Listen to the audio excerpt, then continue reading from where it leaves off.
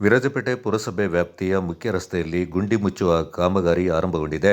ಕಂಚಿ ಕಾಮಾಕ್ಷಿ ದೇವಾಲಯ ರಸ್ತೆಯ ಮಲಬಾರ್ ಹೋಟೆಲ್ ಮುಂಭಾಗದಿಂದ ಆರಂಭಗೊಂಡಿದ್ದು, ಮುಖ್ಯ ರಸ್ತೆ ಸೇರಿದಂತೆ ಸುಂಕದಕಟ್ಟೆಯ ಮಗ್ಗುಲ ಜಂಕ್ಷನ್ವರೆಗೂ ಆರಂಭಿಸಲಾಗಿದೆ.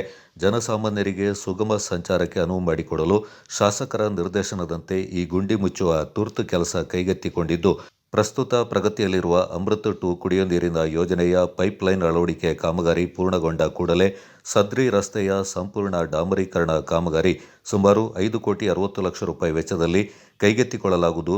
ಟೆಂಡರ್ ಕೂಡ ನಡೆದಿದೆ ಎಂದು ಎಸ್ಎಚ್ ಮತೀನ್ ಮಾಹಿತಿ ನೀಡಿದರು. ನಾವು ಮೇನ್ ರೋಡ್ ಪ್ಯಾಚ್ ವರ್ಕ್ ಮಾಡ್ತಾ ಇದ್ದೀವಿ. ಮಳೆ ಕಾರಣದಿಂದ ಸ್ವಲ್ಪ ನಮಗೆ ಕೆಲಸ ಮಾಡಲಿಕ್ಕೆ ಲೇಟ್ ಆಯಿತು. ಈಗ ಪ್ಯಾಚ್ ವರ್ಕ್ ಮಾಡ್ತಾ ಇದ್ದೀವಿ. ಪ್ಯಾಚ್ ವರ್ಕ್ ಯಾಕೆ ಮಾಡ್ತಾ ಇದ್ದೀವಿ ಅಂದರೆ ನಮಗೆ ಟೆಂಡರ್ ಆಗಿದೆ. ಇದು ಹೊಸ ರೋಡ್. ನಮ್ಮ ಶಾಸಕರು 5,60,00,000 ಟೆಂಡರ್ ಮಾಡಿ ವರ್ಕ್ ಆರ್ಡ್ರು ಕೊಟ್ಟಿದ್ದಾರೆ. ಆದರೆ ಕೆಲಸ ಮಾಡಲಿಕ್ಕೆ ಸ್ವಲ್ಪ ಡಿಲೇ ಆಗ್ತದೆ. ಯಾಕೆಂದರೆ ನಮ್ಮದು ಅಮೃತ್ ಯೋಜನೆಯಲ್ಲಿ 56 ಕೋಟಿಯ ಪೈಪ್ಲೈನ್ ಹಾಕಬೇಕು. ಪೈಪ್ಲೈನ್ ಈಗ ಸದ್ಯಕ್ಕೆ ಪೈಪ್ಲೈನ್ ಆಗ್ತಾಯಿದೆ.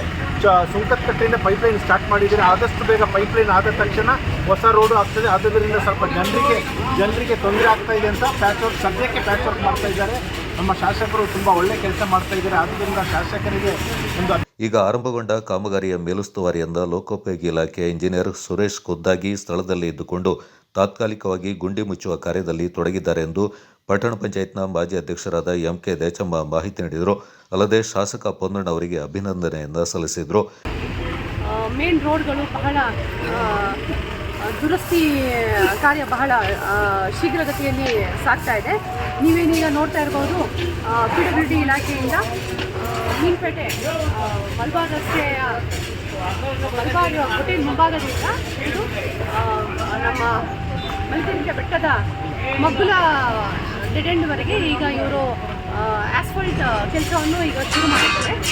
ಹಾಗೂ ನಮ್ಮ ಶಾಸಕರ ಒಂದು ಮುತುವರ್ಜಿಯಿಂದ ಈ ಒಂದು ಕೆಲಸವನ್ನು ಇವತ್ತು PWD ಇಲಾಖೆಯಿಂದ ಮಾಡ್ತಾ ಇದ್ದಾರೆ. ಬಹಳ ಒಳ್ಳೆಯ ಒಂದು ಕೆಲಸ. ಸಾರ್ವಜನಿಕರಿಗೆ ತುಂಬ ಕಷ್ಟ ಆಗ್ತಾ ಇತ್ತು.